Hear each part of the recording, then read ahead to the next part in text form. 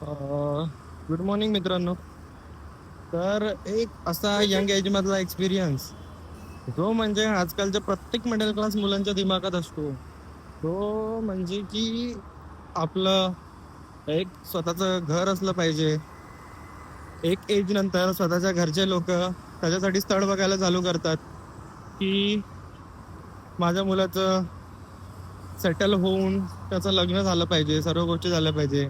आणि मुलाच्या दिमागात काय चाललेलं असतं माहितीये का, की मी एका एज पर्यंत माझा स्वतःचा सिक्युअर जॉब असला पाहिजे, माझं स्वतःच्या कमाईवर विकत घेतलेलं एक घर असलं पाहिजे. हे मुलाच्या दिमागात चालू असतं आणि घरच्यांच्या दिमागात काहीतरी वेगळंच चालू असतं. म्हणजे आजकालच्या जनरेशन मध्ये किती मॅच्युरिटी आणि किती समजदारी जी आहे ती लगेच येऊन जाते. तुम्ही समजा की 25च्या एज मध्ये त्याला असं वाटतं की माझं स्वतःचं घर झालं पाहिजे. त्याच्यानंतर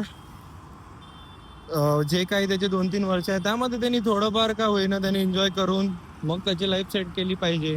तो इथपर्यंत विचार करतो की जी दुसऱ्याची मुलगी आपल्या घरात येईल त्या मुलीसोबत काही म्हणजे असं नको व्हायला तिला नंतर की रिग्रेट होईल आणि तिला असं वाटणार की अरे यार याच्याकडे तर काहीच नाही आणि घरच्यांनी मला याच्या मस्तकात मारून दिलं. तर या गोष्टीपासून एक मुलगा विचार करत असतो की ह्या गोष्टी पण त्याच्या लाईफ मध्ये नको व्हायला म्हणून.